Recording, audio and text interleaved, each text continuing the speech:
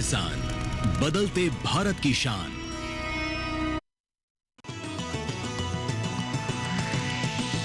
DD किसान, बदलते भारत की शान।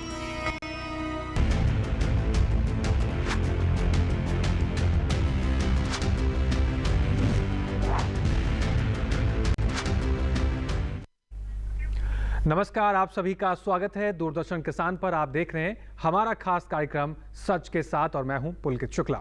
सच के साथ के इस कार्यक्रम में हर बार की तरह खेती किसानी से जुड़े हुए कुछ महत्वपूर्ण पहलू लेकर हम आप तक पहुंचाते हैं और आपको रूबरू कराते हैं उन सच से, जिससे के जरिए किसान भाई उन सच से रूबरू होकर अपनी खेती किसानी में तो परिवर्तन करते ही साथ हो रही तमाम समस्याओं का निदान भी हमें देखने को मिलता है। जैसे कि आप देख रहे हैं कि बढ़ती हुई जनसंख्या के साथ खाद्यान्न की जो बढ़ती हुई मांग है कहीं ना कहीं चुनौती खड़ी करती है और साथ ही साथ अगर हम खाद्यान्न की मांग को पूरा करने की बात करें तो हम देखने को ये भी मिलता है कि किसान भाइयों को ज़्यादा उत्पादन कम समय में भी चाहिए होता है, जिसके चलते अंधाधुंध रसायनों का और उर्वरकों का प्रयोग भी किया जाता है। खेती के अंदर आज तमाम चुनौतियां हैं। उसी जमीन से उत्पादन लेना कितना महत्वपूर्ण और कितना चुनौतीपूर्ण हो गया है जितना उत्पादन लेना पहले आसान था। हरित क्रांति के जरिए हमने देश के खाद्यान्न की मांग को पूरा किया और एक फसल को ज्यादा उगाने का प्रयास किया, लेकिन समय के साथ साथ जैसे खाद्यान्न की मांग बढ़ रही है, तौर तरीकों में बदलाव करना भी आवश्यक हो रहा है। और जैसे कि हमने पहले जिक्र किया कि भूमि पर अनचाहा दबाव पड़ रहा है, इस दबाव को कैसे हमें समाधान करना होगा और इस दबाव को कैसे कम करना होगा ताकि जो हमारी भूमि है उसको हम सही तरीके से इस्तेमाल कर सके, जो उत्पादन क्षमता हमारी पहले से बनी हुई थी उसको बरकरार रखा जाए और जो प्राकृतिक संसाधन है उनका दोहन कम किया जा सके। तमाम चुनौतियां आज खेती किसानी के क्षेत्र में है, उसका समाधान किन पद्धतियों का इस्तेमाल करके किया जा सकता है, ये तमाम बातें आज सच के साथ के इस कार्यक्रम में हम जानेंगे। आज एक ऐसी पद्धति के बारे में बात होगी जिसके बारे में जानना, बात करना और आप तक उन बातों को पहुंचाना बेहद आवश्यक है। जी हाँ दर्शकों, आज हम बात करेंगे पुनर्योजी कृषि पद्धति के बारे में। ये कृषि पद्धति कैसे हमारे जमीन को फिर से जिंदा कर सकती है और इसका नाम पुनर्योजी ही क्यों पड़ा, यानी कि पुनर्जीवित करना है तो पुनर्जीवित करने की आवश्यकता क्यों पड़ी है, कौन सी पद्धतियों का इस्तेमाल करना है, उसके क्या स्तंभ है, तमाम बातें आज सच के साथ कार्यक्रम में हम जानेंगे। लेकिन हमेशा की तरह चर्चा की शुरुआत करेंगे सबसे पहले इससे जुड़ी एक विस्तृत रिपोर्ट के साथ।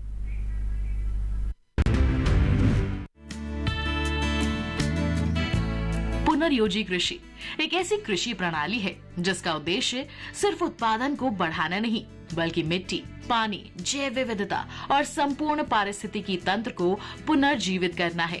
दरअसल पुनर्योजी कृषि की कोई सार्वभौमिक परिभाषा नहीं है। इस शब्द का तात्पर्य अक्सर मिट्टी में उपस्थित कार्बनिक पदार्थों को बहाल करके मिट्टी के स्वास्थ्य को बढ़ावा देना है। इस विधि द्वारा मिट्टी में मौजूद कार्बन की मात्रा का कई गुना भंडारण होता है, जो प्राकृतिक कार्बन सिंक के रूप में काम करते हैं। पुनर्योजी कृषि क्रियाओं का लक्ष्य कार्बनिक पदार्थों का उपयोग करना है, जिसे पौधों द्वारा वातावरण से अवशोषित किया गया है, जिससे मिट्टी में कार्बनिक पदार्थों का संचयन करने में मदद मिल सके।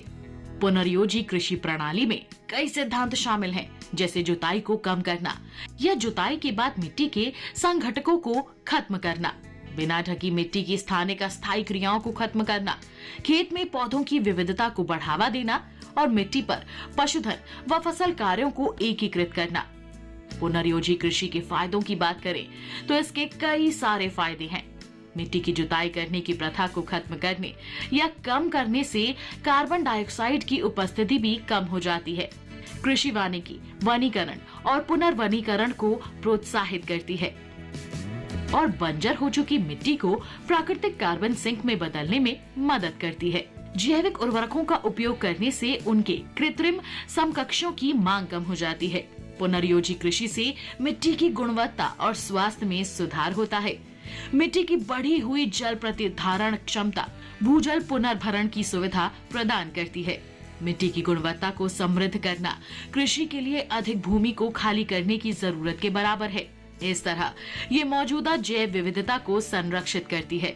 फसल कटाई के बाद पशुओं के चरने से उच्च कार्बन अवशेषों को कम कार्बन वाली जैविक खाद में बदलने को बढ़ावा मिलता है। पुनर्योजी कृषि के परिणामों की बात करें तो अन्य फसल प्रणालियों की तुलना में पुनर्योजी खेती आधारित धान, गेहूं, मूंग में कार्बनिक पदार्थ, उपलब्ध नाइट्रोजन व पोटेशियम अधिक मात्रा में पाया गया है। अपने खेतों में मृदा जीव विज्ञान, जैविक पदार्थ और जैव विविधता को बढ़ावा देने से पुनर्योजी किसानों को कीटनाशकों और उर्वरकों पर कम निवेश की जरूरत पड़ती है। ये अपनी कीट संख्या को अधिक प्रभावी ढंग से प्रबंधित करते हैं।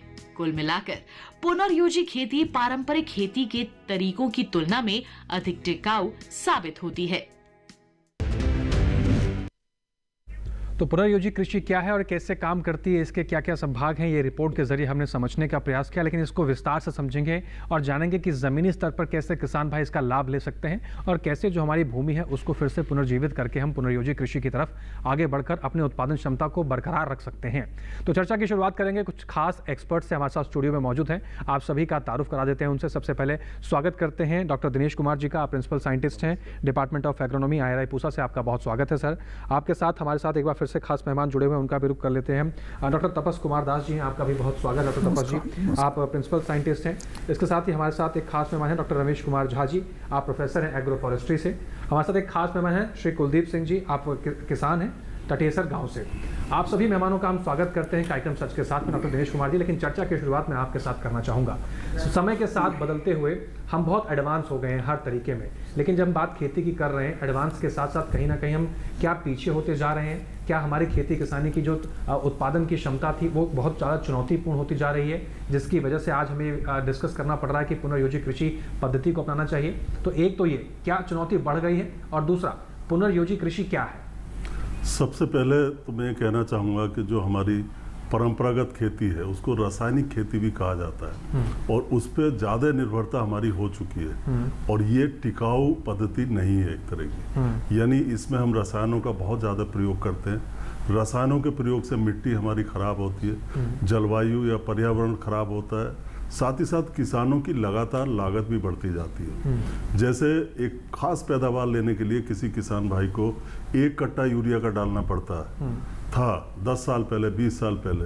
अब उतनी ही पैदावार लेने के लिए आपको 2 कट्टे यूरिया के डालने पड़ेंगे। इसी तरीके से जहाँ तक छिड़काव की बात आती है, दवाइयों का आप छिड़काव करते हैं, बहुत सी फसलों में आपको 4-4, 5-5, 6-6 बार दवाइयों के छिड़काव करने पड़ते हैं। इससे होता क्या है कि हमारे किसान भाइयों की लागत बढ़ती जाती है। जो आदानों की लागत है वो लगातार बढ़ती जा रही है। उसी अनुपात में हमारे जो उत्पाद है उनका दाम किसानों को नहीं मिल पाता।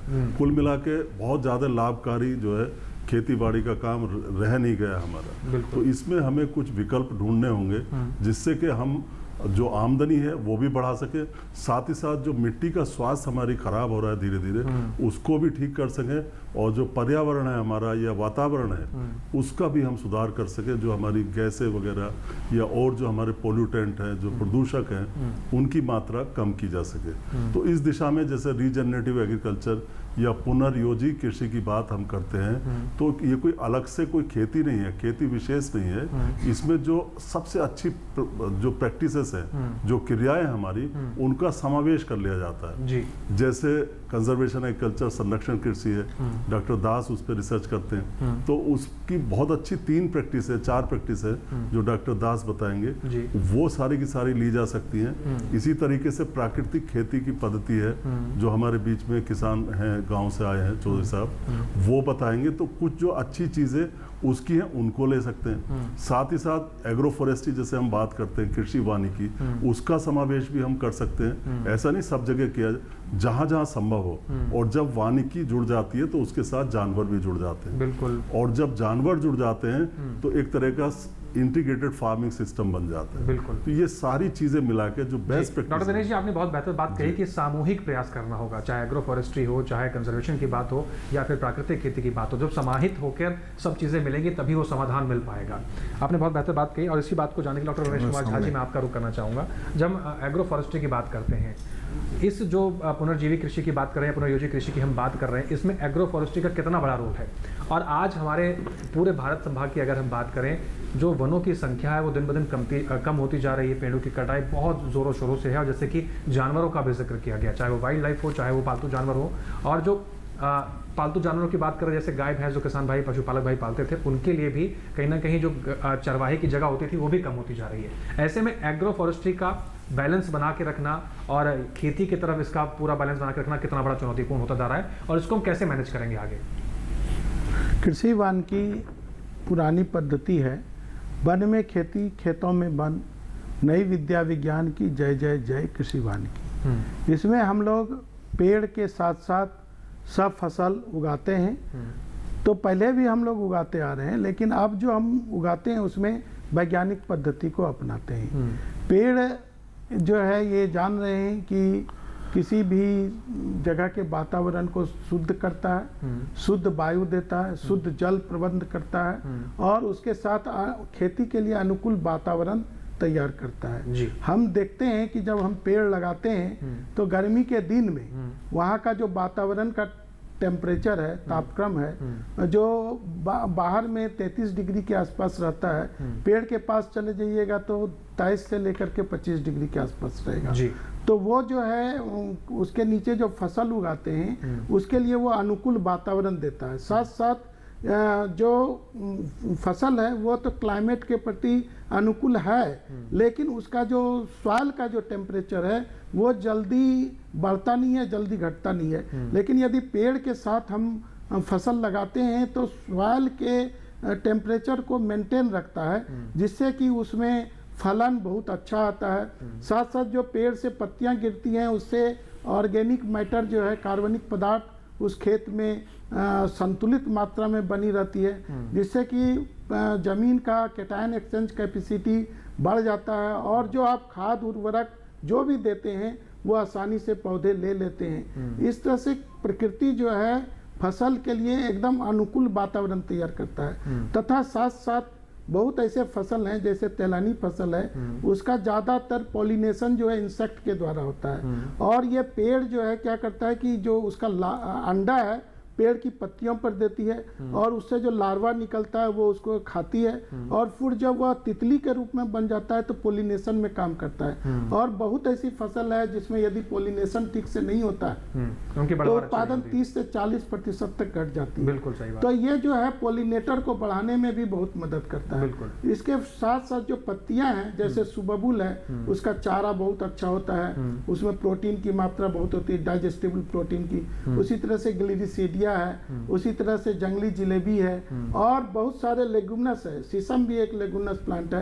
ये जो है नाइट्रोजन फिक्स मिट्टी में 320 केजी पर हेक्टेयर से ज़्यादा भी करता है। और साथ साथ जब पत्ती गिरती है तो पत्ती जो है मिनरलाइजेशन, मतलब कि उसमें मिट्टी में मिलने के बाद उसमें न्यूट्रिएंट साइक्लिंग होता है, जिससे जिंक, फास्फोरस, पोटेशियम इसकी अवेलेबिलिटी को बढ़ाता है। इस तरह से फसल के उत्पादन में उर्वरक से लेकर के पोलिनेशन में मदद करता है। इसलिए कृषि वानिकी आजकल की पद्धति बून है। इसीलिए ये बताया गया है कि जो हमारा कमांड एरिया है उसमें 33% वन होना चाहिए और कैचमेंट एरिया जो है जहाँ पानी बारिश होती है वहाँ 66% होना चाहिए। लेकिन किसान इतना अपने खेती में समावेश नहीं कर सकते हैं। लेकिन कम से कम जो है 55 से लेकर के 65 प्रति पेड़ यदि 1 हेक्टेयर में लगाएंगे तो उस जगह का वातावरण संतुलित रहेगा, सॉइल में मॉइस्चर बना रहेगा, सॉइल का वाटर होल्डिंग कैपेसिटी,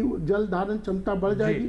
और इस तरह से कुल मिलाकर बात यह है कि वन में खेती, खेती में वन, इस बैलेंस को बना के चलना होगा, तभी जो हमारे लक्ष्य हैं और जिस विषय पर हम चर्चा कर रहे हैं वो कारगर साबित होंगे और जमीन स्तर पर हम बदलाव देखने को मिलेंगे। हमारे जो किसान हैं उनका रुख कर लेते हैं। कुलदीप जी, आपका रुख करते हैं। जैसे डॉक्टर झा जी ने कहा कि हमें वन में खेती और खेती में वन के बैलेंस को बना के रखना चाहिए कुलदीप जी, लेकिन अगर आज के किसानों की बात करें, क्या आपको लगता है कि किसान भाई इतने जागरूक हैं कि वो अपने फसल से समय निकाल कर इस सोच को लेकर आगे बढ़ते हैं कि पहले अपने खेत में मैं बाउंड्री पे ही सही या फिर इस तरह की कोई ऐसी जगह का चुनाव करके पहले पेड़ों को लगा लूं फिर अपनी फसल की तरफ ध्यान दूं? एक, ये कमी किस बात के लिए है? किसान भाई इससे पीछे क्यों हटता है? दूसरा, आज के समय में किसान भाई ज़्यादा जल्दबाजी के चक्कर में कि हमें कम समय में ज़्यादा उत्पादन चाहिए, इस होड़ में लगे हुए हैं। क्या आप ये बात सहमत हैं? नहीं, जैसे कि हम पुनर्योजित जो कृषि है इसमें मुख्यतः सीधा शब्द से ही पता लग रहा है कि हम दोबारा उसी पद्धति पे आए जहां से हम चले थे।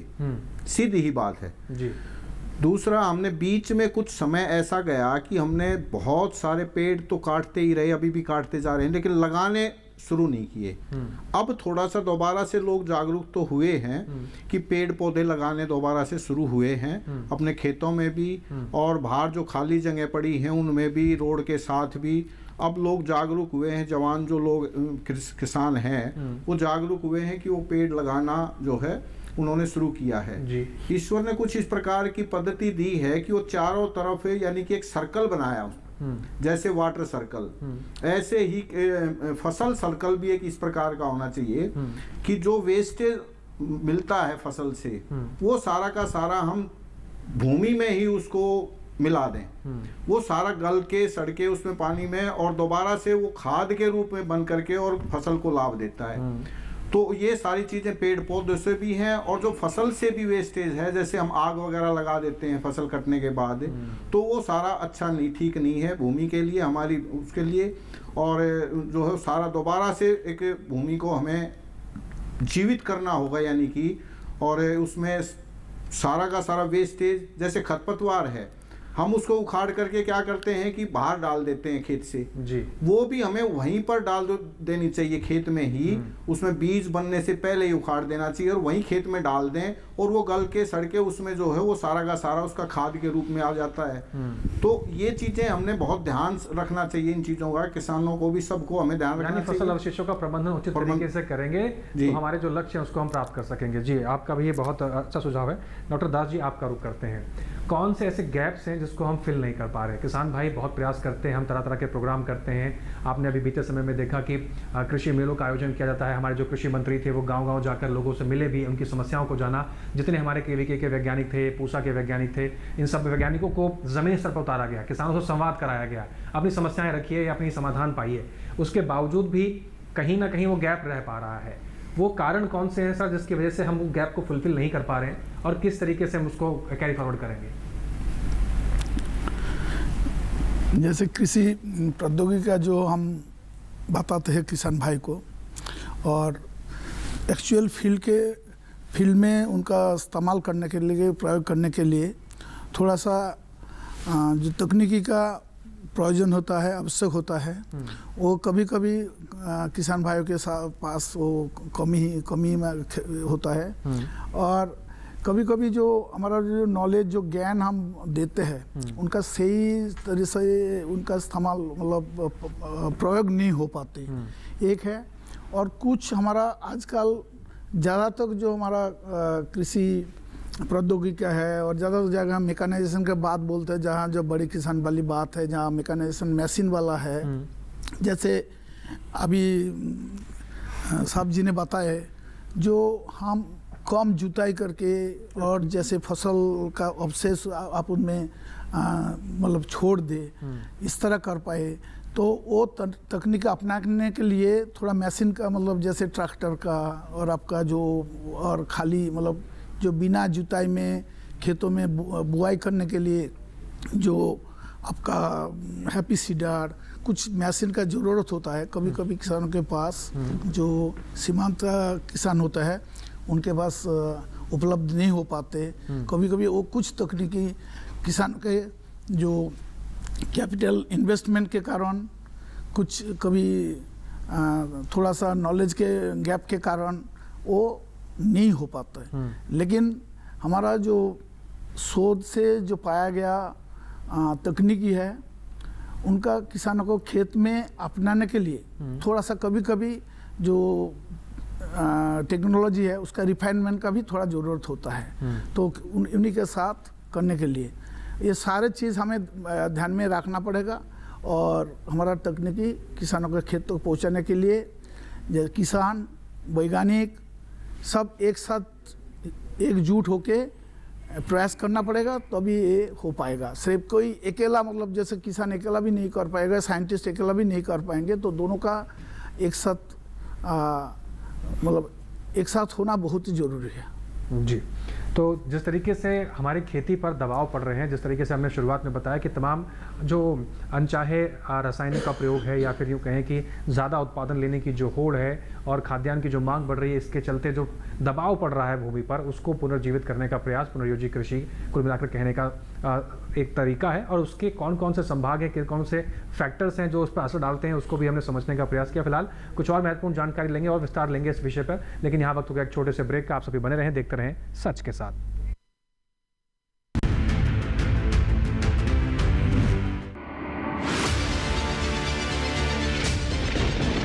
बारिश हो या हो तूफान, ओलावृष्टि या तापमान, या हो पर्यटक स्थलों का पूर्वानुमान, पाला हो या कोहरा हो, या हो वायु की गुणवत्ता,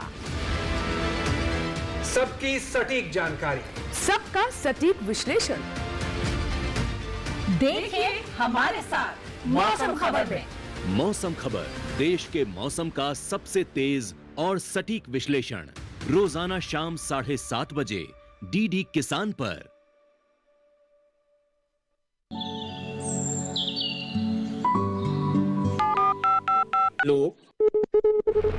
कार्यक्रम के पहले कॉलर जुड़ गए हैं। इस बीच हमारे पास कुछ ईमेल्स भी आए हैं। सवाल पूछिए अपना। में जो मकान पैदा करेगी इनमें कौन सी सावधानी बरतनी? गर्म इलाकों के लिए आप HRM 99 इनसे आप कुछ फल ले सकते हैं। जैस्मीन के पेड़ पे जैस्मिन, उसको पूरी खुली धूप चाहिए। फसल में कीट लगा हो या कोई बीमारी, पशुपालन में हो कोई दिक्कत या चाहिए कोई जानकारी, फोन उठाइए, नंबर मिलाइए और कहें हेलो किसान। सोमवार, बुधवार और शुक्रवार शाम 6 से 7 बजे सिर्फ डीडी किसान पर।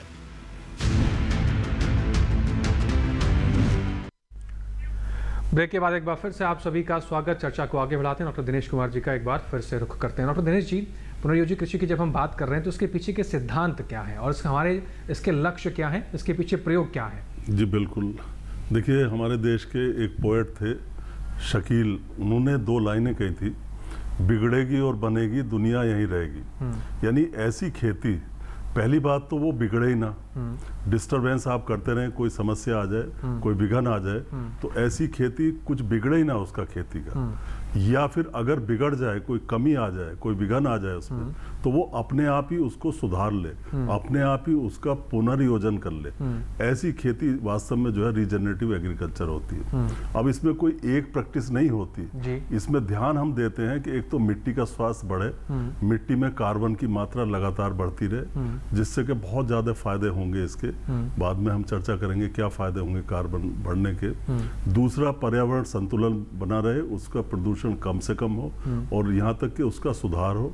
हमारा जो खाद्य पदार्थ है वो स्वस्थ हो, अच्छा हो, और खास करके जो हमारे मिट्टी का स्वास्थ्य है उस पर ज़्यादा इसमें ध्यान दिया जाता है और इसके लिए हमें कुछ क्रियाएं करनी पड़ती हैं, जैसे मल्चिंग है, कवर क्रॉप है, और जो हमारी देसी खाद है उनका प्रयोग हमको बढ़ाना है, फसल चक्रों को अपनाना है, एग्रो फॉरेस्ट्री को शामिल करना है, जानवरों को शामिल करना है, जो सबसे अच्छी अच्छी चीज़ें हैं उनको हमें प्रयोग में लाना है, और रसायनों का न्यूनतम या ना के बराबर प्रयोग करना है। और साथ ही साथ इसमें सबसे महत्वपूर्ण योगदान फसल विविधीकरण का होता है। फसल विविधीकरण अगर हमने ठीक से कर लिया तो मिट्टी का स्वास्थ्य तो ऑटोमेटिक ही सुधार आएगा उसमें। इसी तरीके से कीट रोग बीमारी और यहाँ तक कि खरपतवार, डॉक्टर दास बैठे हुए, खरपतवारों को भी हम फसल चक्र से नियंत्रित कर सकते हैं। बहुत सारी बातें हैं। मल्चिंग खास करके कम जुताई करना, इनके बहुत ज़्यादा फायदे हैं और इन सब का हम समावेश कर लें, जो अच्छी प्रैक्टिसेस है, बेस्ट प्रैक्टिसेस है, इस तरह की समावेश कर लें तो वही हमारी रीजनरेटिव एग्रीकल्चर हो जाती है। जी डॉक्टर झा जी, आपका रुख करते हैं। और जैसे कि आपने कहा कि पेड़ों को लगाना होगा, वन में खेती, खेती में वन। अगर इस संरचना को हम बात करें ज़मीनी स्तर पर, अगर मैदानी इलाकों में जो किसान भाई खेती करते हैं, अगर उन तक इन बातों को पहुंचाना होगा तो हम संरचना कैसे बनाएं?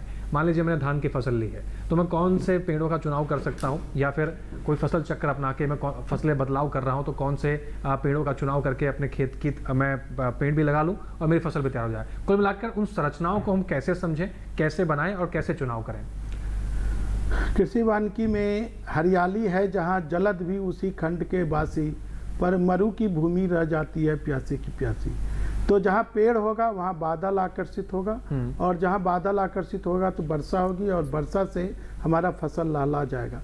लेकिन किसान जो है पेड़ लगाने से डरते इसीलिए हैं कि पेड़ से छाया होता है। लेकिन कोई भी पेड़ ऐसा ले लीजिए, शीशम का ही पेड़ ले लीजिए, उसमें देखिएगा कि कुछ शाखा जो है उसका 45 डिग्री पर निकलता है, कुछ शाखा 90 डिग्री पर निकलता है, कुछ शाखा 120 डिग्री पर निकलता है। तो हमको उस तरह का पेड़ जो कि 90 और 120 के आसपास शाखा निकलता है, उसमें सेल्फ प्रूनिंग एबिलिटी होती है, उसकी जो डालियां होती हैं अपने आप झड़ जाती हैं। तो जब अपने आप डाली झड़ जाएगी तो उसमें जो है आप देखिएगा कि उसमें फसल में छाया नहीं होगा, और छाया के चलते जो फसल उत्पादन में कमी होती है वो नहीं हो पाएगी। यदि आप उस तरह का पेड़ नहीं खोज पाते हैं तो कुछ ऐसे जैसे पॉपुलर के पेड़ हैं, पॉपुलर में जो है जनरली 6 से 7 महीने तक पत्तियां निकलती हैं, लेकिन उसके कुछ क्लोन है, जैसे 2502 एक क्लोन है जो नीदरलैंड से अभी डेवलप की गई है, तो उसमें सिर्फ 2 महीना ही पत्तियां रहती हैं, और वो भी गर्मी के महीने में, और उसका उत्पादन भी 50 क्यूबिक मीटर पर हेक्टेयर से ज़्यादा है। तो उस तरह के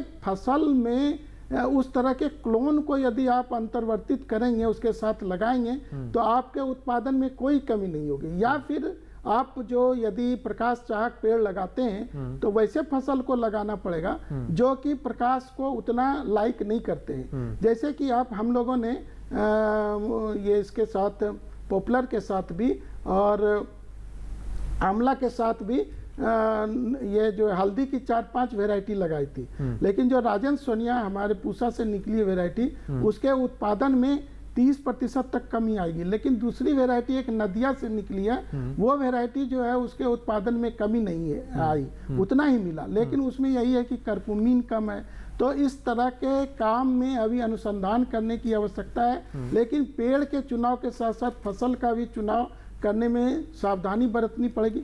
दूसरा, यदि फसल ज़्यादा प्रकाश चाहक है तो आप पेड़ से पेड़ की दूरी को बढ़ा सकते हैं, जैसे 12 गुना 12 मीटर के दूरी पर लगाएं, या फिर स्ट्रिप प्लांटेशन में लगाना है तो 12 गुना 2 पर लगाइए, और फिर जो है 12 मीटर पर दूरी, तो उसमें आपका ट्रैक्टर भी चल पाएगा, फसल में छाया भी नहीं होगी। या फिर इस तरह के फसल पेड़ को लगाएंगे जिसमें बहुत पत्तियां झड़ जाती हैं, और उस समय झड़ती है जबकि आपके फसल का जर्मिनेशन होते रहता नहीं, होने में कोई कठिनाई नहीं होती है। तो इस तरह से यदि फसल के आइडियोटाइप और पेड़ जो आपका पेड़ है उसका आइडियोटाइप में एक तरह का समानांतर चाहक बना लेंगे, एक दूसरे का लवर बना लेंगे, तो आपका फसल के साथ साथ जो है पेड़ का भी उत्पादन बढ़ेगा और फसल का भी उत्पादन बढ़ेगा। हम लोग देखें कृषि वानिकी पद्धति में जो आप फसल के लिए खाद देते हैं और वही खाद से पेड़ की भी वृद्धि हो जाती है, तथा फल में जो फटने वाली बीमारी है वो नहीं होता है, और फल बहुत अच्छा होता है। तो यदि कहीं पर आपको कुछ थोड़ा सा कमी होगी तो फल के उत्पादन में या बीज उत्पादन में ज़्यादा उत्पादित करके आपको कृषि वानिकी हमेशा लाभकारी ही रहेगा, वो कभी नुकसान नहीं पहुंचाता। दूसरा, ऑर्गेनिक मैटर के बढ़ने से जो आप खाद पानी देते हैं तो उसको जो है प्लांट बहुत तेजी से अपनी ओर खींच लेता है, और खींचने के बाद जो है उसकी उत्पादन में वृद्धि हो जाती है। तो कृषि वानिकी में जो पेड़ है, पेड़ और फसल के बीच में एक दूसरे के साथ सामंजस्य बनाना पड़ेगा, और उस सामंजस्य पर ज़्यादा अनुसंधान करना पड़ेगा, जिससे कि हमारे किसान भी लाभान्वित होंगे। साथ साथ हमारा जो पेड़ से और बहुत सारे लाभ हैं, जैसे कि पॉल्यूशन को कंट्रोल करता है, साथ साथ जो है ये जब पेड़ से जो पत्तियां गिरती है तो न्यूट्रिएंट साइक्लिंग होता है। आप यूकलिप्टस के बारे में बहुत सारी भ्रांतियां, लेकिन हम लोगों ने धान के साथ उसके अंतर्वर्ती फसल लगाया था, तो उसकी जो पत्तियां होती हैं उसका मिनरलाइजेशन बहुत फास्ट होता है, और उससे जो है उसमें एक जिंक का है, वो जिंक जो है उसमें मृदा में उसका कंसंट्रेशन बढ़ जाता है, जो धान के लिए बहुत जरूरी है। तो पेड़ जो है जितने भी लिमिटिंग फैक्टर हैं फसल उत्पादन में, उसके कमी को पूरा करते हैं। जैसे कि आप पूरक की तरह काम करते हैं। जी डॉक्टर झा जी, मैं लौटूंगा आपके पास। फिलहाल कुलदीप जी का रुख कर लेते हैं। कुलदीप जी, क्योंकि हमारे देश के जो किसान हैं ज़्यादातर वो छोटे और मार्जिनल किसान हैं, अगर हम जैसे आपने बात करी कि जो फसल अवशेष हैं उनका प्रबंधन कर दिया जाए, लेकिन किसान भाइयों के पास जानकारी नहीं होती, और जो छोटे किसान हैं उनके पास इतना समय नहीं होता कि उन फसल अवशेषों का प्रबंधन करके आगे बढ़े। आपके नज़रिए से, आप खुद, क्योंकि खुद एक किसान हैं, आपके क्षेत्र में जो किसान भाई खेती करते हैं वो कितने जागरूक हैं, और अगर आपकी खुद की प्रैक्टिसेस की मैं बात करूं तो आपने कौन कौन से तौर तरीकों को अपनाकर अपनी मिट्टी की सेहत को बना के रखा है, और कौन कौन से ऐसे किसानों को जागरूक करते हैं आप कि जिसके जरिए किसान भाई जो पुनर्योजी कृषि की हम बात कर रहे हैं या फिर प्रैक्टिसेस की बात कर रहे हैं उसको रोजाना जिंदगी में शामिल करें?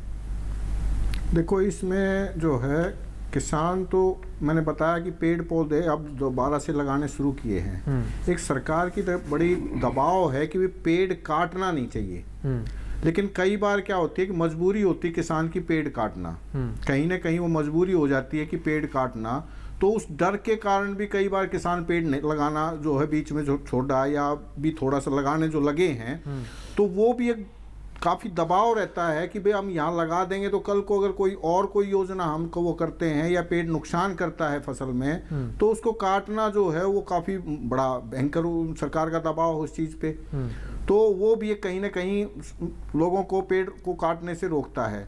दूसरा जो छोटे किसान हो गए, तो वो ऐसी बात नहीं है, सभी जागरूक हैं आज के दिन, सभी के पास सभी टेक्नोलॉजी जैसे कि हाई टेक्नोलॉजी आई है हमारे पास, मोबाइल आदि हैं, तो वो सब उस चीज़ के लिए जागरूक हैं और उस तरफ बढ़ भी रहे हैं और अपनी इसी तरह के जो अपनी नई तकनीकियां हैं उनको बढ़ाने का प्रयास कर रहे हैं। हाँ, थोड़ा प्राकृतिक खेती की तरफ, अभी ऑर्गेनिक खेती की तरफ लोग थोड़ा सा कम जागरूक हैं, लेकिन होना पड़ेगा, क्योंकि हम किसके लिए पैदा कर रहे हैं जी? अपने के लिए, पेट के लिए, यानी कि अपने स्वास्थ्य के लिए, खाने के लिए हम पैदा कर रहे हैं, और वही हमें कोई नुकसान कर रहा है, वही चीज़ें हमें ज़्यादा नुकसान कर रही हैं, बीमारियां फैला रही हैं, तो उसको रोकने के लिए हम ऑर्गेनिक की तरफ हम बढ़ रहे हैं। कुछ किसान जागरूक हुए हैं। किसानों को ये भी लगता है कि हम प्राकृतिक खेती करेंगे तो हमें उत्पादन कम मिलता है। क्या आप इसी से सहमत हैं कि अगर हम प्राकृतिक खेती के जरिए किसी भी फसल का उत्पादन करें तो क्या उत्पादन कम होता है पुराने तरीकों को अपनाने के बाद? शुरू में थोड़ा सा कम होता है, लेकिन धीरे धीरे अगर उसमें हम आ जाते हैं कि तो धीरे धीरे उसी रॉ में पैदावार आ जाती है, कोई कम नहीं रहती है भाई, बहुत ज़्यादा कम होती है शुरू में 1 आध साल जो है हम जब तक, लेकिन थोड़ा सा उसमें हमें दोनों तरफ से वो चलें, जैसे कि हमें 2 कट्टे यूरिया के, जैसे डॉक्टर साहब बता रहे थे कि 2 कट्टे लगा रहे हैं तो उसमें से 1 कट्टा लगाएं, और साथ में जो है अपनी इसको भी करें, अपनी खाद वगैरह जो है वो भी डालें, धीरे धीरे उस खाद को, रासायनिक खाद को बंद कर दें और उस खाद को बढ़ा दें, और उसको रिसाइकल जो है, जो फसलें जो अलग अलग बोएं, कभी दलहन फसल बो दी, कभी तिलहन बो दी, कभी लगातार एक ही फसल को, ना कि जिस बार जैसे गेहूं बोते रहे, धान बोते रहे, उसी फसल को रिपीट करते रहें, तो वो चीजें अगर हम करेंगे तो वो धीरे धीरे पैदावार उसी स्थिति में आ जाती है। जी डॉक्टर दास जी, आपका रुख करते हैं। अगर हम बात करें प्रैक्टिसेस को लेकर, कंजर्वेशन को लेकर, कौन से प्रैक्टिसेस को हमें अपनाना चाहिए और उस पर कितना काम करने की जरूरत है अभी? नमस्कार सर, मैं तो इस संदर्भ में मैं कंजर्वेशन एग्रीकल्चर यानी संरक्षण कृषि का बात करूंगा, जो पुनर्योजी कृषि के बराबर एक मतलब उसके बराबर है, और इसमें 3 प्रिंसिपल है, सिद्धांत है। जैसे एक है कम जुताई में मिट्टी को ज़्यादा डिस्टर्ब ना करके खेती करना, दूसरा है हमेशा मिट्टी के ऊपर फसल अवशेष का आच्छादन रखना है, और फसल विविधीकरण है। ये 3 मुख्य प्रिंसिपल को लेके हम चले तो हम इसमें हमने पिछले 16 साल से पूसा में हम इसमें काम कर रहे हैं, और किसानों का खेतों में भी हमने इसका डेमोन्स्ट्रेशन किया, और इससे जो खास दर में धीरे धीरे, जो मैं पहले बोल रहा हूँ, जो रिसोर्स का कैसे सेविंग होता है, पानी का करीब 30 से 40% का बचत होता है, लेबर का बचत होता है, इसमें आपका सीड बीज दर का जो है, धान गेहूँ फसल चक्र में करीब 20 से 25% बीज दर का मतलब आपका सेविंग्स होता है। और सबसे जो अहम बात जो हर अभी रिजेनरेटिव एग्रीकल्चर में मतलब कहा जा रहा है, जो जैव विविधता, बायोडाइवर्सिटी, जब आप फसल अवशेष मिट्टी के ऊपर रहेगा हमेशा, और उसमें फसल विविधीकरण होगा, एक से जगह 2-3 फसल होगा, ये होता रहेगा, उसमें हमेशा मिट्टी में आपका जो लिविंग रूट्स, जड़ प्लांट का जो जड़ होता है वो रहेगा, तो उससे मिट्टी के अंदर जो आपका जो माइक्रो ऑर्गेनिज्म है, सूक्ष्म जीव है, उसका मात्रा, उसका जो संख्या बहुत बढ़ जाते हैं, और उसी से सॉइल के अंदर जो मिनरलाइजेशन, बहुत सारी प्रोसेस अच्छा होता है। और जो आज जो बात हो रहा है, जो कार्बन वाली बात है, कार्बन हम बोलते हैं मिट्टी हमारा माँ है, और इसमें जब हम फसल अवशेष रखते हैं, धीरे धीरे उसमें कार्बन का मात्रा बढ़ जाता है, और करीब हम देखा करीब 15-16 साल से करीब 60 से 90% कार्बन बढ़ गया 0 to 5 सेंटीमीटर लेयर में मिट्टी में, और नीचे और भी है 50 से 60% तक कार्बन का बढ़ा। कार्बन क्या होता है, कार्बन ऐसे मतलब फसल का ये नहीं है, मतलब जैसे नाइट्रोजन फास्फोरस होता है इस तरह पोषक तत्व नहीं है, लेकिन कार्बन हो करता है, जो कार्बन को हम कहते हैं जो एक बैंड मास्टर ऑफ ऑर्केस्ट्रा। मिट्टी में जो कार्बन होता है, कार्बन मिट्टी के अंदर जितना प्रोसेस चलता है, जो बायोलॉजिकल प्रोसेस चलता है, जैसे आपका नाइट्रोजन का मिनरलाइजेशन, फास्फोरस का मिनरलाइजेशन, पोटेशियम का अवेलेबिलिटी, माइक्रोन्यूट्रिएंट का अवेलेबिलिटी, जो पानी धारण क्षमता, और ये सब चीज़ को कंट्रोल करता है कार्बन। तो कार्बन का मात्रा बढ़ाना इसीलिए अहम मुद्दा है, ये रीजनरेटिव एग्रीकल्चर का है। और उसी में फसल अवशेष हम रखेंगे किसी तरह, जो कुलदीप जी ने बोला, किसी भी तरह हम फसल अवशेष हो, चाहे कोई भी हो, जैसे खरपतवार जो बीज आने से पहले, फूल आने से पहले खरपतवार को उखाड़ के उसी में फेंक दे, किसी तरह मिट्टी में हम जो ऑर्गेनिक सब्सटेंस जो बोलते हैं हम, उसका मात्रा हम बढ़ा दे मिट्टी के अंदर, तो वो धीरे धीरे आप उसमें आपका फसल अच्छा होगा, क्योंकि मिट्टी का सेहत अच्छा होगा। बोलता है ना, एक हेल्दी मदर की बात पे हेल्दी चाइल्ड। माँ स्वस्थ हो तो बच्चा भी पैदा अच्छा करेगा। बिल्कुल। तो सॉइल मिट्टी आपका अच्छा हो तो बच्चा भी अच्छा, मतलब अच्छा आपका पौध होगा, और उसमें आपका फसल भी अच्छा होगा, पैदावार भी अच्छा होगा।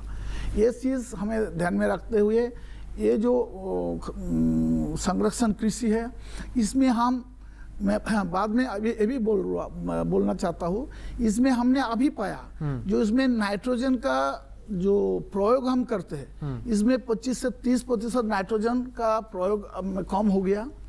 फास्फोरस पूरा का पूरा फास्फोरस कम हो जा सकता है, फास्फोरस और पोटेशियम का तो कमी है ही उसमें।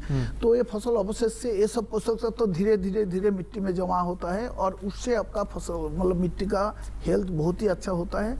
और एक चीज़ बात है, ये है जो ग्रीन हाउस गैस हम बोलते हैं ना, जो उसका जो उत्सर्जन हो रहा है, उसमें भी इसमें धीरे धीरे, पर्टिकुलरली जैसे हम रुपाई वाली धान करते हैं, तो रुपाई वाली धान में मीथेन इमिशन जो होता है, जो मीथेन का इमिशन अभी जो सीधी बिजाई धान करेंगे और फसल अवशेष के साथ, उसमें करीब 35 से 40% मीथेन का उत्सर्जन कम हो, नहीं 60 से 70% मीथेन का कम हो जाता है। ये सारी बातें तो ठीक है, ये तमाम आपने जो एलिमेंट्स के नाम बताए, तमाम कार्बनिक पाद है, नाइट्रोजन है, फास्फोरस है, एलिमेंट्स है, ये अलग बात है। लेकिन इन सब चीज़ की जानकारी लगभग हमारे किसान भाइयों को होती भी है, और किसान भाई जागरूक भी होते हैं, कई प्रकार के हम प्रोग्राम भी करते हैं। बात यहाँ पर ये आती है कि जब हम बात करें पुनर्योजी कृषि, इसको बढ़ावा देना है, तो किसान भाई उस चीज़ को बढ़ावा देने के लिए कैसे अपने आप को आगे लेकर आए? कहीं ना कहीं वो पीछे हैं, अभी उस चीज़ को समझ नहीं पा रहे। उनको पता है कि हम पराली जलाएंगे तो नुकसान होगा, प्रदूषण होगा। उनको पता है कि फसल विविधीकरण अपनाना चाहिए, जिससे कि हमारी फसल तो अच्छी होगी, साथ ही साथ मिट्टी की गुणवत्ता भी बढ़ेगी। डॉक्टर दिनेश कुमार जी, बात यहाँ पर ये भी आती है कि उनको हमें आगे लेकर आना है, उनको समझाना है कि आपको इसको फॉलो करना पड़ेगा। इसके लिए हमें क्या करना पड़ेगा? क्योंकि ये तो सभी जानते हैं कि अगर हम आम खाएंगे, सेब खाएंगे तो हम स्वस्थ रहेंगे, लेकिन खाते नहीं है। ये समझ रहे हैं डिफरेंस आप? निश्चित तौर पे किसानों को अब समय आ गया है, ये सारी बातें समझनी होंगी और उन्हें अपनाना पड़ेगा, क्योंकि जो अच्छी चीज़ होती है, अच्छा ज्ञान होता है, वो आपको खुद ही लेना पड़ेगा। अगर अपनी खेती को हमें टिकाऊ बनाना है तो उस तरफ ध्यान देना होगा।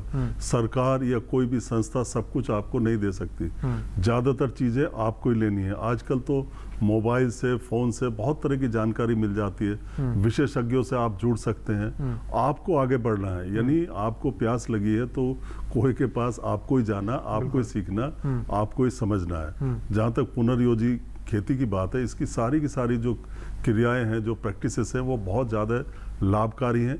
ये हमारी लागत को कम करेंगी, पहला तो फायदा ये होगा। बिल्कुल। दूसरा, जैसे सिंचाई की बात है, पानी की लगातार कमी होती जा रही है, चाहे जैविक खेती हो, चाहे एग्रो फॉरेस्ट्री हो, चाहे डॉक्टर दास ने संरक्षण कृषि बताया, सारी की सारियों में पानी की बचत होती है। डॉक्टर दास अभी बताने वाले थे, लेकिन मैं बता देता हूं कि भाई पानी की बचत सब में होती है। क्यों होती है? उसकी जड़ है कार्बन। डॉक्टर दास ने बताया कि अगर हम मिट्टी में कार्बन बढ़ा लें, जैविक पदार्थ को बढ़ा लें, तो बहुत सारी समस्याओं का समाधान हो जाएगा। मिट्टी का कटाव रुकेगा, पहला काम तो यही होगा।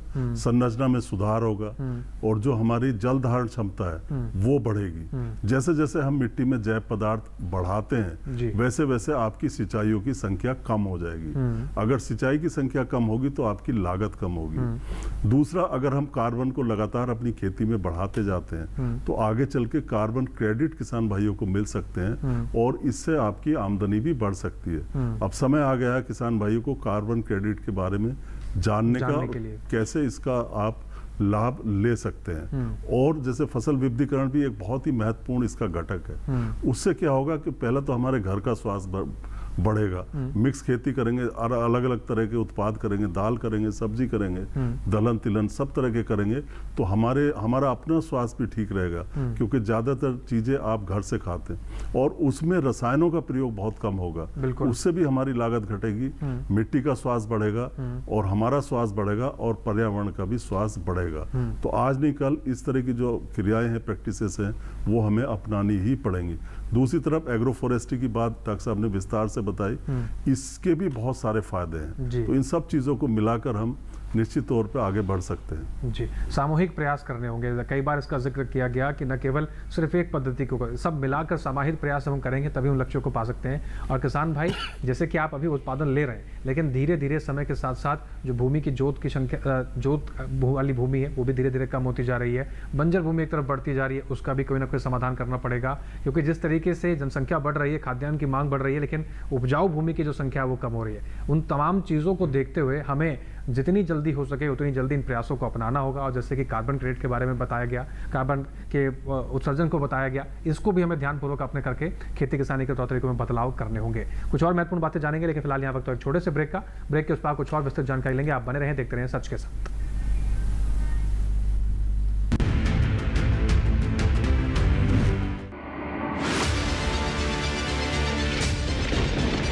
बारिश हो या हो तूफान, ओलावृष्टि या तापमान, या हो पर्यटक स्थलों का पूर्वानुमान, पाला हो या कोहरा हो, या हो वायु की गुणवत्ता, सबकी सटीक जानकारी, सबका सटीक विश्लेषण। देखिए हमारे साथ मौसम खबर में। मौसम खबर, देश के मौसम का सबसे तेज और सटीक विश्लेषण, रोजाना शाम 7:30 बजे डीडी किसान पर।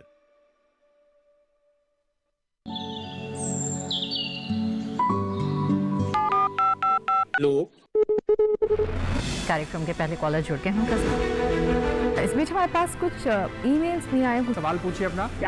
में जो मकान पैदा करेगी, इनमें कौन सी सावधानी बरतनी है? गर्म इलाकों के लिए आप HRM 99, इनसे आप कुछ फल ले सकते हैं। जैस्मीन के पेड़ पे जैस्मिन, फल निहार। उसको पूरी खुली धूप चाहिए। फसल में कीट लगा हो या कोई बीमारी, पशुपालन में हो कोई दिक्कत या चाहिए कोई जानकारी, फोन उठाइए, नंबर मिलाइए और कहें हेलो किसान। सोमवार, बुधवार और शुक्रवार शाम 6 से 7 बजे सिर्फ डीडी किसान पर।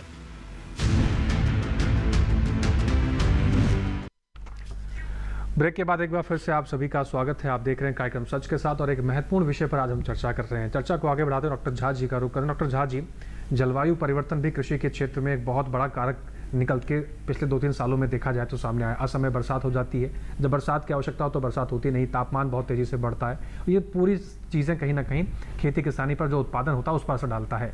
अगर हम वानिकी को अपनाते हैं तो क्या ये पूरी संभावनाएं हैं कि जलवायु परिवर्तन को हम कंट्रोल कर सकते हैं? कृषि वानिकी जो है, जैसा आप डॉक्टर दास और ने बताया कि कार्बन जो है वो जीवन का आधार है। तो कार्बन, तो जब हम फोटोसिंथेसिस में कार्बन डाइऑक्साइड को जल से मिलाते हैं तो कार्बोहाइड्रेट बनता है और वही हम लोग खाते पीते हैं। लेकिन जब कार्बन डाइऑक्साइड का कंसंट्रेशन एटमॉस्फेयर में बढ़ जाता है तो उसके चलते बहुत सारी विपदा आ जाती है और वो अभी दिखने भी लगी है। लेकिन पेड़ में एक गुण है कि जो फोटोसिंथेसिस के द्वारा जो कार्बन डाइऑक्साइड है वो अपने शरीर में सोख करके रखता है। तो हम लोगों ने इसका कार्बन, कौन पेड़ कितना सोखता है, जो बहुत तेजी से बढ़ने वाले पेड़ हैं वो ज़्यादा कार्बन डाइऑक्साइड सोखते हैं। और कुछ पेड़ 3 तरह के होते हैं, एक जो शुरू में बहुत तेजी से बढ़ते हैं, एक मध्य जीवन में बहुत तेजी से बढ़ते हैं और एक बाद वाले जीवन, अंतिम काल में बहुत तेजी से बढ़ते हैं। तो हम लोगों को खेत में तो बहुत तेजी से बढ़ने वाले को पेड़ को लगाना पड़ेगा, जो कि जैसे कि आप शीशम है, सीरीज है, ये सभी नाइट्रोजन फिक्सिंग ट्री है। साथ साथ ये कार्बन डाइऑक्साइड को सोखते हैं। हम लोगों ने एस्टिमेट किया था कि 17 से 18 ton carbon dioxide per hectare, यदि पेड़ 10 साल का हो जाएगा तो वो सोखते हैं। तो इस तरह से यदि कार्बन डाइऑक्साइड को यदि सोखेंगे और वो अपने तना में संग्रहित करते हैं तो उसका आप कार्बन ट्रेडिंग भी कर सकते हैं। जी। कुछ पेड़ हैं जो कि सामूहिक क्षेत्र में लगाना पड़ेगा, जैसे कि पीपल है, बरगद है, पाकड़ है। ये शुरू में तो तेजी से नहीं बढ़ते हैं, लेकिन बाद में बहुत तेजी से बढ़ते हैं और इसमें बहुत ज़्यादा कार्बन डाइऑक्साइड सोखने की क्षमता होती है, क्योंकि इसके पेड़ बड़े होते हैं, इसमें ज़्यादा पत्तियां होती हैं तो ज़्यादा कार्बन डाइऑक्साइड सोखते हैं। इसका जीवन काल भी ज़्यादा होता है, 500 से लेकर के 1000 साल तक। तो उतना दिन तक जो कार्बन डाइऑक्साइड जो वातावरण में फैल करके और विपदा लाता है वो अपने शरीर में समाहित करता है। इसीलिए कृषि वानिकी आज की आवश्यकता है, उसको अपनाना जरूरी है। ये नहीं है कि खेत में ही, लेकिन बहुत बेकार भूमि है, नहर के किनारे है, सड़क के किनारे है, यहाँ पर पेड़ लगाना चाहिए। पेड़ लगाने से जो है हमारा जीवन सुखमय और सुंदर हो जाएगा। सुंदर मृदु मृदु रज का तन, सुंदर शैशव यौवन रे, सुंदर सुंदर जग जीवन। कृषि वानिकी अपनाइए और विपदा घटाइए। जी डॉक्टर झा जी, जब पुनर्योजित कृषि की हम बात कर रहे हैं, अगर इसमें हम बांस की खेती को समाहित कर दें तो वो कितना कारगर होगा? बांस जी, बांस जो है बहुत उसकी बहुत सारी प्रजातियां हैं और हमारे भारत में तो इसकी नॉर्थ ईस्ट में बहुत सारी जैव विविधता है बांस की। बांस में जैसे कि आप हॉर्टिकल्चर क्रॉप के साथ बांस लगाएंगे तो फसल का उत्पादन घटेगा, लेकिन बांस की एक प्रजाति है थायरोस्टिकस ओलेवरी, जिसमें कि शाखा ही नहीं होती है, एकदम सीधा जाता है, तो उसमें फसल का भी उत्पादन बढ़ेगा। कार्बन भी जो है उसका पत्तियां झड़ती हैं तो उसका थोड़ा मिनरलाइजेशन थोड़ा लेट से होता है, लेकिन उसमें थोड़ा सा उसको गलाने के लिए माइक्रो ऑर्गेनिज्म का यदि उपयोग करेंगे तो वो तेजी से मिनरलाइजेशन हो जाएगा। तो बांस ये है कि बांस का उचित प्रजाति को लगाना पड़ेगा। और बांस की बहुत सारी उपयोगिता है, जैसे अगरबत्ती से लेकर के सारा चीज, आजकल फर्नीचर वगैरह भी बन रहा है। लेकिन यह है कि किस फसल के साथ किस बांस की प्रजाति को लगाएं, इसको किसान को जानना पड़ेगा। जैसे कि हमारे यहाँ बिहार में जो है बम्बूसा बालकुआ, हरोतिया बांस लगाते हैं, लेकिन उसमें क्या है कि वो आगे चल करके झुक जाता है। लेकिन उसमें यदि आप मैग्नीज का इस्तेमाल शुरू में ही करें तो वो उसका डाली झुकता नहीं है। तो ये जो है सिलिकॉन और मैग्नीज, ये जो है बांस को सीधा रखने में, उसकी तना को लचीलापन लाने में, मजबूती लाने में बहुत प्रदान करता है। तो कुछ माइक्रो न्यूट्रिएंट है जिसका यदि इस्तेमाल किसान शुरू से करें तो उसके साथ आप अंतर्वर्ती खेती कर सकते हैं। उसी तरह से बम्बूसा टुल्डा है जिसका सूप डलिया बनता है, बहुत अच्छा बनता है, तो उसको भी जो है झारखंड में लोग लगाते हैं। लेकिन जो ड्रायर एरिया है वहां पर इस तरह की प्रजाति को लगा सकते हैं। जो पानी वाला है उसमें बम्बूसा बालकुआ लगा सकते हैं। उसी तरह से कांटा वाला बांस है, जैसे बम्बूसा बैम्बू है जिसको फीमेल बैम्बू बोलते हैं, उसमें भी जो है बहुत गुण होता है और उसको घेरा के रूप में आप उपयोग कर सकते हैं, शेल्टर बेल्ट के रूप में उपयोग कर सकते हैं। उसी तरह से जो बैम्बूसा जिजेंटिया से जो मोटा बांस होता है उसका पल्प और पेपर उद्योग में बहुत काम आता है। तो किसान को ये जानना पड़ेगा कि किस फसल के साथ किस बांस की उपयोगिता क्या है, उसके अनुसार ही इसका चुनाव करना नहीं पड़ेगा। तो फिर जो है ये उससे क्या होता है कि फसल का उत्पादन घटता है और आपस में सामंजस्य घटने से झगड़ा हो जाता है। जिससे सुंदर मृदु रज का जो सपना है जिससे कि हम पूरा दुनिया को सुंदर बना सकें, उसमें कमी आएगी। इसलिए वैज्ञानिक तकनीक को जानना बहुत जरूरी है। जी डॉक्टर दिनेश जी, आपका रुख करते हैं। कृषि के क्षेत्र की जब हम बात कर रहे हैं तो हमारे जो उत्पादक के रूप में वो किसान है और सारा दारोमदार जब किसान के ऊपर आता है तो कहीं ना कहीं सब चीज़ें देखने को मिलती है। अब बात करते हैं उत्पादक से लेकर जो उपभोक्ता है, उपभोक्ता की भूमिका कितनी महत्वपूर्ण है कृषि के तमाम सेक्टर्स में। और जब हम पुनर्योजित कृषि की बात कर रहे हैं तो कहीं ना कहीं क्या आप इस चीज़ को भी मानते हैं कि जो उपभोक्ता है वो भी कहीं ना कहीं इसके लिए जिम्मेदार है और कहीं ना कहीं अपना योगदान दे सकता है पुनर्जीवी कृषि को जीवित करने के लिए या पुनर्योजित कृषि किसान को उस तरफ मोड़ने के लिए और इस पूरे इकोसिस्टम को बेटरमेंट की तरफ ले जाने के लिए? निश्चित तौर पे उपभोक्ता भी चाहता है और समझदार हो चुका है कि उसको खाने पीने की या खाद्यान्न पदार्थ की या सब्जी या फल जो हो वो शुद्ध मिले। पहले तो उनमें पेस्टिसाइड नहीं होने चाहिए, जो अवशेष होते हैं पेस्टिसाइड के या पीड़कनाशियों के, रसायनों के, कोई नहीं चाहता कि जहरीले पदार्थ हम खाएं। कोई नहीं चाहता कि ये जहरीले पदार्थ मिट्टी में डाले जाएं, उपभोक्ता भी जानता है इस बात को। इसीलिए धीरे धीरे अब जैविक खेती का विकास हो रहा है, प्राकृतिक खेती की तरफ भी ध्यान दिया जा रहा है। दूसरा, उपभोक्ता जानता है अच्छी तरह से कि एक तो स्वास्थ्य अच्छा रहता है, दूसरा इस तरह के पदार्थों में जो मिनरल्स और खनिज होते हैं उनका प्रतिशत भी ज्यादा होता है, भरपूर मात्रा में। अगर मिट्टी के अंदर खनिज पदार्थ होंगे, स्वस्थ होगी मिट्टी, तो वो बहुत अच्छे खनिज पौधों को भी देगी, तो उसकी गुणवत्ता बढ़ती है, साथ ही साथ वो सेफ होते हैं, सुरक्षित होते हैं। तो इस तरफ उपभोक्ता जागरूक हो रहे हैं धीरे धीरे, टेस्ट अच्छा आता है उनमें, और सबसे बड़ी बात कि आप प्रकृति की तरफ अपना योगदान दे रहे हैं। बिल्कुल। आप प्रकृति को, मिट्टी को सुधारने में आप अपना योगदान दे रहे हैं। उपभोक्ता का भी फर्ज बनता है कि ऐसी चीजों को प्रीफर करें जो आपको स्वस्थ रखें, आपकी मिट्टी को स्वस्थ रखें, पर्यावरण को स्वस्थ रखें। और इस तरह की कृषि वही है जिसमें जो बेस्ट एग्रीकल्चरल प्रैक्टिसेस है, जो अच्छी प्रैक्टिसेस है खेती बाड़ी की, अगर उनको अपनाया जाता है तो उससे न्यूनतम मात्रा में आपको खाद्यान्न पदार्थों में जो जहरीली चीजें हैं वो जाएंगी, मिट्टी का स्वास्थ्य अच्छा होगा, और आप पर्यावरण में भी अपना योगदान दे पाएंगे। जी, बहुत महत्वपूर्ण आपने बात की। कुलदीप जी, आपका रुख करता हूं, और जो पुनर्योजित कृषि की हम बात कर रहे हैं, क्या इस कृषि पद्धति को अपनाकर न केवल भारत की, विश्व भर की जो खाद्यान्न की मांग है उसको पूरा हम कर सकते हैं? इतनी क्षमता है इस पद्धति में? बिल्कुल है जी। शुद्ध और पौष्टिक यानी कि स्वास्थ्य का लाभ वो बिल्कुल लाभ होगा। और जागरूक, जैसे कि डॉक्टर साहब ने बताया अभी, कि सभी लोग जागरूक अब धीरे धीरे हो गए हैं। जहर खाना कोई पसंद नहीं करता, अपने स्वास्थ्य के प्रति लोग जागरूक हो रहे हैं, और वो लोग जो है उसको प्रयास करते हैं कि हमें शुद्ध खाने को मिले। लेकिन मिले कैसे, वो थोड़ी सी समस्या भी है। उसके लिए हमें वैज्ञानिकों को भी और किसानों को भी मिलजुल करके एक दिशा में बढ़ना होगा, क्योंकि एक कहावत है कि साइंस वरदान लेकिन अभिशाप भी। तो वो कहीं ना कहीं अब हमें अभिशाप की तरफ जो है वो बढ़ रहा है ये सारा वो मामला। तो उसके लिए हमें वरदान की तरफ जो पहले थे हम वहीं पर हमें लौटना होगा। और इसके साथ कहीं ना कहीं मैं थोड़ा सा ईश्वर को भी जोड़ देता हूँ कि ये पुण्य का कार्य भी है, कि पुण्य अगर हमने, किसान अच्छी खेती वो करता है तो वो किसान को, यानी कि ऑर्गेनिक खेती करता है, जैविक खेती करता है, तो उसको किसान को पुण्य भी मिलेगा, और वो पूर्ति जो है धीरे धीरे वापस पूर्ति फसल की उतनी ही पहुंच जाएगी, कोई कम नहीं रहती कि कमी रहती है। हम ज़्यादा खाद, कई बार कैसे गेहूं की फसल को ले लेते हैं, बहुत ज़्यादा हम खाद डाल देते हैं तो वो ज़्यादा बढ़ करके, और जब फसल लास्ट पे जब कटाई पे आती है तो गिर जाती है।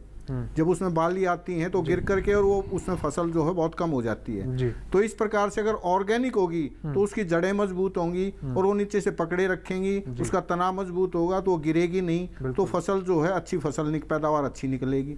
तो उस तरफ हमें बढ़ना ही होगा, और उससे मैंने जैसे बताया कि हमने ईश्वर से पुण्य भी कमाना होगा। बिल्कुल, और जो है बात आपने कही कि इस बैलेंस को बनाना होगा। वही बात निकल कर सामने आती है कि इन तमाम विषय का, और तमाम जो सबने अपने पॉइंट्स रखे, जो सबके विचार रखे, वो विचार से निकल कर यही आता है कि किसान भाइयों को, सबको, न केवल उत्पादक को बल्कि उपभोक्ता को भी इसमें अपनी भागीदारी निभानी होगी। और जिस तरीके से हम पुराने समय में पारंपरिक खेती करते आते थे, प्राकृतिक खेती करके आते थे, उन्हीं सब चीज़ों के जो तौर तरीके हैं उनमें थोड़ा सा एडवांस तरीके से बदलाव करके वापस से हमें पुनर्योजित कृषि की तरफ आगे बढ़ना होगा, और जो लक्ष्य हमने रखे हैं उसको तभी हम साकार कर पाएंगे। कुल मिलाकर कहने की बात यह है कि फसल लगाने से लेकर फसल उत्पादन तक और फसल अवशेषों के उचित प्रबंधन को लेकर ही पुनर्योजित कृषि का एक ढांचा बाचा कह सकते हैं, और कुल मिलाकर इसी को इस तरीके से परिभाषित कर सकते हैं। और जिस तरीके से प्राकृतिक संसाधनों का जो दोहन हम कर रहे हैं खेती कृषि के नाम पर, उसको भी कहीं ना कहीं रोकने का प्रयास पुनर्योजित कृषि के नाम पर हम लोग करने का प्रयास कर रहे हैं। तो किसान भाई इन तमाम चीज़ों का ध्यान रखें, और अपनी खेती किसानी के जो तौर तरीके हैं उसमें बदलाव कर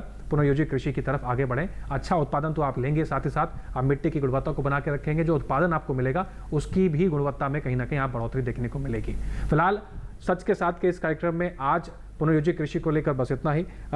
श्री कुलदीप सिंह जी, आप समय निकालकर स्टूडियो पहुंचे, आपका बहुत शुक्रिया, आपने बहुत महत्वपूर्ण जानकारी साझा करी। डॉक्टर दिनेश कुमार जी, आपका भी बहुत शुक्रिया। डॉक्टर रमेश कुमार झा जी, आपका भी बहुत शुक्रिया। डॉक्टर तपास कुमार दास जी, आपका भी बहुत शुक्रिया। उम्मीद करेंगे कि हमारे किसान भाई पुनर्योजित कृषि की तरफ आगे बढ़ेंगे, और जो संपूर्ण जानकारी आपने इन विषय से जुड़ी हुई साझा की है, इसका किसान भाई अपनी फसल उत्पादन के क्षेत्र में लागू भी करेंगे। इसके साथ ही आज के सच के साथ में बस इतना ही। फिर से हाजिर होंगे नए विषय, नए मेहमान, नई जानकारियों के साथ। फिलहाल इसके साथ हमें दीजिए इजाजत। आप बने रहें डीडी किसान के साथ। नमस्कार।